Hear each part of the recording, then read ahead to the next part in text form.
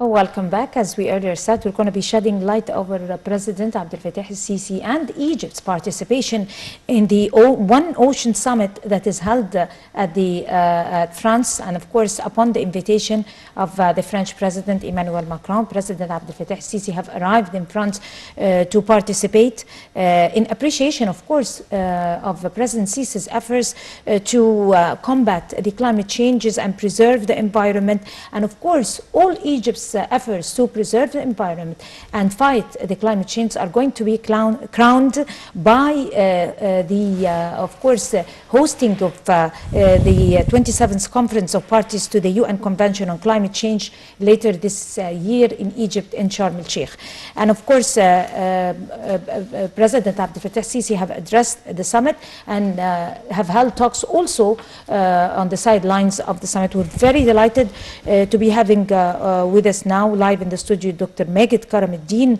Of course, he is the Executive Director, Technical Director of the Regional Center for Renewable Energy. He's going to be giving us his intake of this very important visit of President Sisi to France. First of all, how do you see the importance of Egypt being on top of the list of visitors to this One Ocean Summit, important summit in France, and having an invitation by the President of the country? This invitation and the presence of Egypt, of course, presented by the highest level President Abdel Fattah el-Sisi, demonstrates, I would say, the confidence of the international community in the Egyptian actions and measures that are taken on the environmental side. In fact, Egypt has shown through several measures, through several projects, how we are serious in addressing climate change issues, and how climate change issues, in fact, are being components in the planning for the future of Egypt, and how becoming more sustainable, becoming more of the consequences of climate change and the environmental damage that would be caused by this are cornerstones in our future planning, so that we are not, although we are not really contributing to the emissions, the polluting emissions that contribute to climate change to a certain degree. We are among the minor contributors worldwide, all Africa and many parts of Asia. Nevertheless, we are leading the action that countries that are in the way of, I would say, achieving their aspirations in the sustainable development in economical growth should not take paths that are harmful to the environment. And in fact, our clear commitment to that has granted us the position to host the COP that you have referred to, the COP27 in Sharm el-Sheikh. The upcoming one. Yes, the upcoming one. And in fact, this hosting of the most important event worldwide regarding climate change, which is attended typically by the highest level of presidents worldwide and the prime ministers, and it is an international gathering that discuss the future of the planet as a planet, not individual countries, and becoming part not only of the dialogue but shaping the decisions for the future of the earth is in fact one of the I would say significant changes that happened over the past 5 years, that Egypt now is positioned as a leader also in climate change. And why leader in climate change? Because we are already leaders in Africa and Middle East in, for example, renewable energy, in biodiversity protection, in several actions that shows and prove that we are on the right track with respect to climate change. Of course, and let me also draw to the attention that President Abdel Fattah el-Sisi is the first Egyptian president to be dedicating this great concern for the climate change and, I mean, facing climate changes, and for preserving the environment, and for the importance of serving humanity at large. Yes.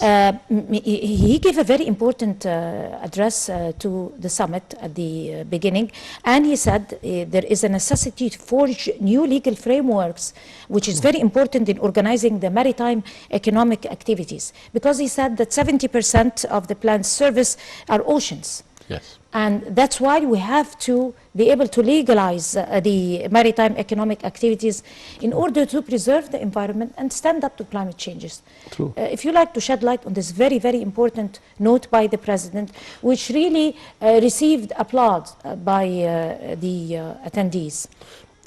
In fact, the marine life, the seas and oceans are in danger because of the human activities. Right. And unfortunately, for example, plastics, which His Excellency referred to also, are in fact affecting negatively the livelihood on the marine life. And continuation of the current business models will be disastrous, not only from the environmental perspective, but also from the economic perspective. So, in fact, having a robust legal framework and robust and coherent regulatory frameworks that would make sure that while achieving our objectives in building harbors, for example, in maritime transport, in fishing and so on, while doing that, we are not harming the environment.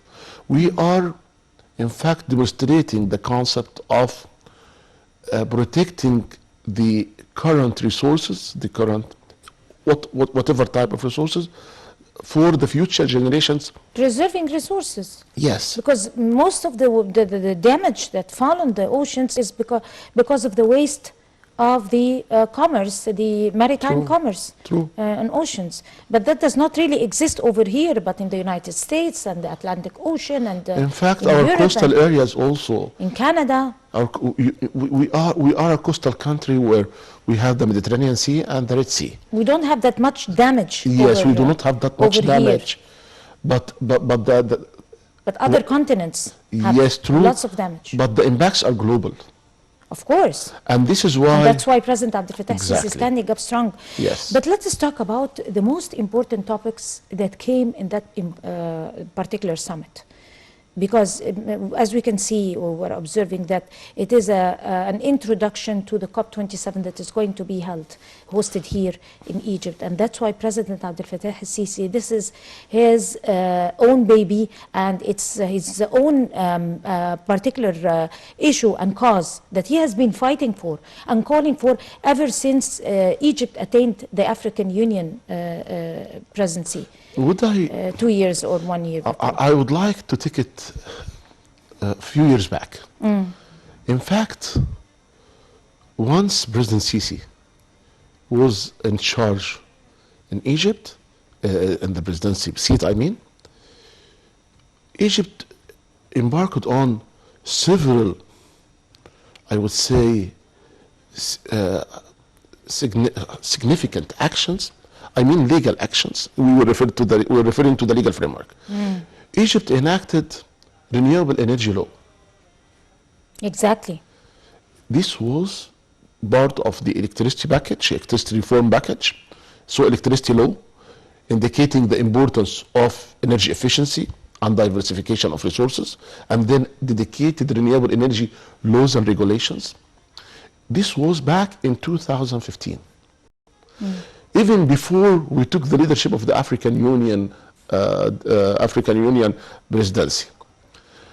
So, and it is not only legal framework, but walking the talk, taking... Even the sense of awareness in its own right is very important by the first president to be able to have that much concern about the environment, even before the pandemic. Yes, he translated the talks into actions. Exactly. So we have already the largest, one of the largest, let's say, solar parks in And the on world. the power plant Yes. stations that are In going to be Benban. established. No, in Benban we have already Of course, of course. 1,465 megawatts of solar, beside the 2,800 megawatt of hydro. These are all clean energies. Existing, yes, the solar is new, the largest worldwide, among the largest. And we have the wind farms, I'm sorry, the wind farms, yes, on the Gulf of Suez area. We do have that much wind farms. Yes, we Suez have area? around now 1,500 megawatts, which is huge. Amazing. So I mean that, and also we legalized the concept of waste to energy, and now we are seeing measures taken by the Ministry of Environment to have a dedicated agency for waste management. Waste management and recycling. And You find everywhere you go, everywhere, even in resorted areas and informal settlements. Yes. You see the bottles for, I mean, the garbage recycling, it's by law. So And in schools and this everywhere. was not in Egypt a few years ago. If you look back 5-7 years ago, you would not take this as among the mainstream activities of Egypt. There were some activities, but they were not high on the agenda. They were not taking it by heart. They were not assessing the real importance, the gravity of the importance of preserving the environment. And His Excellency yesterday referred to the measures we are taking in renewable energy and also to green hydrogen as the fuel for the future. Green hydrogen. Yes. And this was part of his speech. And when you think about the concept, if you like to concentrate over green hydrogen, because Okay. also he focused over green hydrogen, he gave it some deal, a Yes. great deal of his address. okay, hydrogen in general is a fuel that has not yet been competitive as a fuel, but in fact it was part of several industries and important industry, steel industry, fertilizers industry. This is one of the input materials for this, and others, of course. But technology is developing so that we can use hydrogen itself as a source to produce, for example, electricity in a device called fuel cell. You put hydrogen and air together in something like a battery, and through this device, which is called Like fuel, the plates that are put over no, the, just like the battery of the car, like a box that you put inside hydrogen, and you put air, normal air, oxygen, and then the output is electricity and water. So there is no real exhaust out of this. It's water and the electricity that you can use everywhere. So for buildings, for for everything, for cars, industries, for fuel cell for cars, everything. yes. It's called fuel cell electric vehicles, like electric cars. So the concept, instead of fueling, for example, the cars, instead of fueling with gasoline Gasoline. or diesel oil, you are fueling the car now with hydrogen, and the exhaust is water. You can imagine that. So you can also mix it with natural gas up to 10%, around that, something like that. So hydrogen, from the environmental perspective, is one of the, I would say, the major candidates for changing the game of energy worldwide. The game changer, as we say. But hydrogen now is produced more than 90%, 95 even percent, from natural gas, oil and coal, by a process called steam reforming of methane. So natural gas is composed of methane mainly, and then they do some industrial process to produce hydrogen and CO and CO2. So this is normal hydrogen. They call this gray hydrogen. Gray. So it is a polluting also industry. So the concept that is on the table now, and all the world is going to that. Several strategies worldwide, even the European Commission announced a target of 40,000 megawatts internally produced green hydrogen. So what is the concept of green hydrogen? This is your main question. We talk about gray hydrogen. The green hydrogen is, instead of producing hydrogen from natural gas or coal, you produce it from renewable electricity. So you have electricity, for example, from the solar panels in Bimban, or from wind in Gulf of Zayt. And then this electricity is injected to a device called electrolyzer. And so the electrolyzer simply separate the components of water. So you have water and electricity. So we have hydrogen and oxygen. So you are producing hydrogen and oxygen. And oxygen at the same time. He have been ever since. I mean, we are people who have observing President Abdel Fattah al-Sisi ever since he started in office. They've been talking about green economy, which is very important. But in that particular summit, he talked about the sustainable blue economy, because of the this particular summit and the importance of preserving the oceans. Talk to us about the term importance of sustaining or maintaining the sustainable blue economy, and how important is it to the whole globe, not only to certain countries. Okay, when we say blue, we are talking about many colors now. So we spoke about green. Green means that with less pollutants, with less emissions. For the environment. For the environment. Blue economy means that we are talking about water and mainly coastal areas, beside seas, beside oceans, and so on, and how to develop these communities without affecting the environment around them. And how, in fact, to consider even improving the productivity of their own economic activity, while reducing or mitigating the impact of their activities on the environment. Less emissions, plus more income, and plus more jobs opportunity. You are speaking about integrated or holistic solution, that when we are approaching, for example, establishing a new harbor, or equipping the fishermen with the tools and the ships that they can use. When you are designing their or developing this infrastructure, you are considering using energy efficient equipment. So the motors in principle should not be old or polluting. And you can imagine, even when we go to Alexandria, for example, and you see the boats of the fishermen, and you can see that many of them are really old. This means higher fuel consumption. They are using diesel fuel.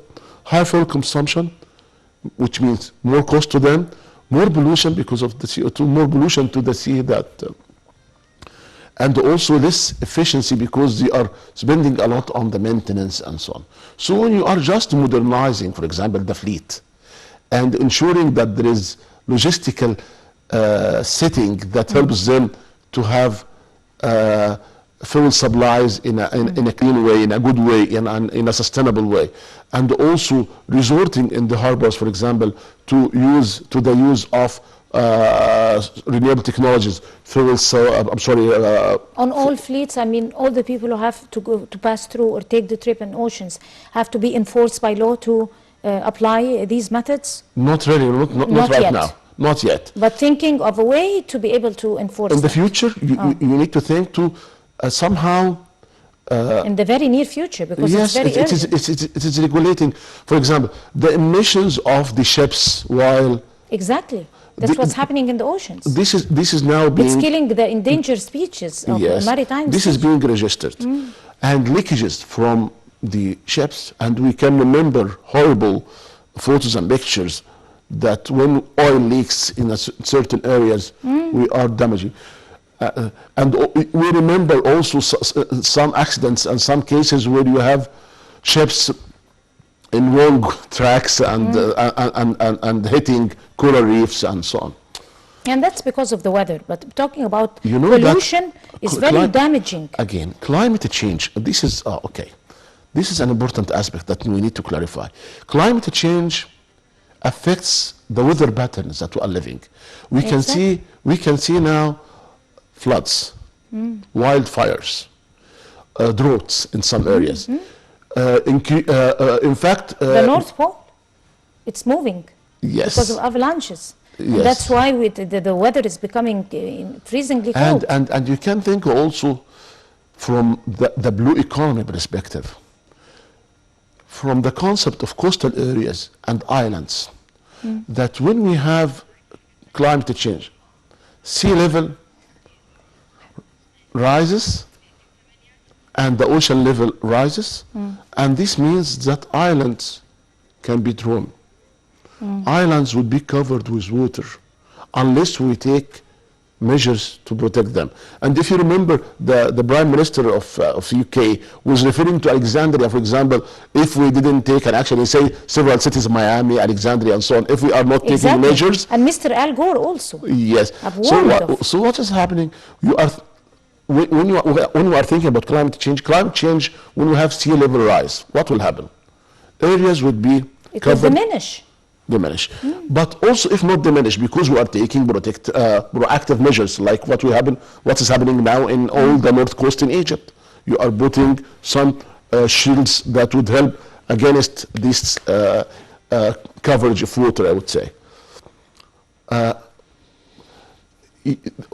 Typically, for example, in the Delta, the water, this is an agricultural land. Exactly. This actually, this is going to be out of the topic of this particular summit, but people are very eager. I mean, a place like a vital place for lives like Delta. How dangerous is it going to be? So you can imagine if sea level rises, and we are taking the measure that it will not take from our land. But in fact, the increased water would penetrate through the soil. And what will happen to the soil? The salinity of the land would increase. And several crops are going to diminish. And several crops. And so and that's why the president is giving his utmost concern, as if it's like religion, it's like a military cause or something like that. And we totally understand, and we are backing our president to be able to preserve the environment, follow the footsteps, and follow the rules and follow the laws. When you do not violate the rules, the laws. In fact, first set the rules also. Right. Set them, respect them. And we abide by the laws. We do not violate. I'll tell you one important part in this regard. You know that in Europe, there would be what is called, in the near future, within a few years, what is called carbon border tax.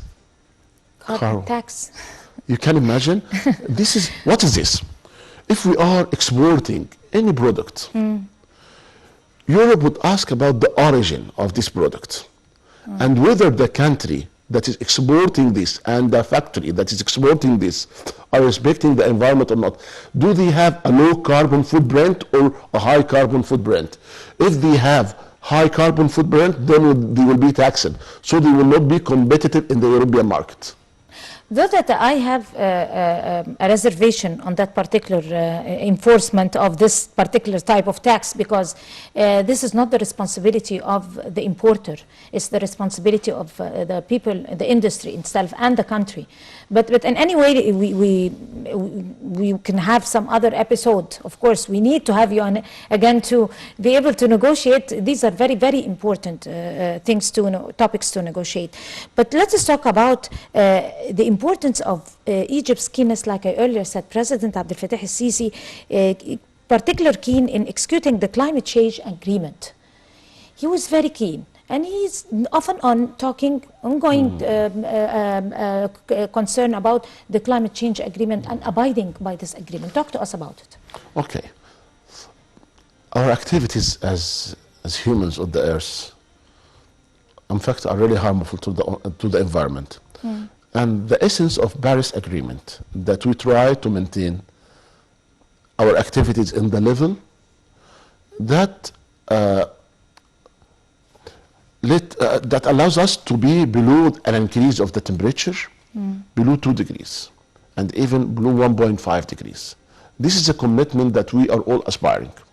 And this is the essence of Paris Agreement, to reach only 1.5 or 2 degrees at a maximum increase in the temperature of the Earth. But right now, after Paris Agreement, the pledges, the commitment, they call it national determined contributions. NDCs. What is written in these NDCs, in these pledges, the activities described, the actions with respect to different economic sector, transportation, electricity, industry, etc., would only help us to have a temperature rise of 2.7 degrees. So they are not enough. We are targeting 1.5, but right now the commitments of the entire globe, all countries, is allowing us to reach 2.7, which means that we will suffer more from climate change. Because we need to have only 1.5, but we are having, through the current commitment, 2.7. And I tell you, this is because of the economic greed on the first level. I'm really sorry. I would love to continue this very important take over the climate change and over the One Ocean Summit in France, and our best wishes to the Egyptian administration, President Abdel Fattah Sisi, and all the efforts, the very sincere efforts exerted to be able to achieve what you're saying and reach the limits of what you're saying, Doctor. Thank you so much, Dr. Maged Karamuddin, the Technical Director, Regional Center for Renewable Energy. All the best to you, and hope that you come again and we discuss these topics. And we're going to go to a short break and we'll come to continue the breakfast show, so stay with us.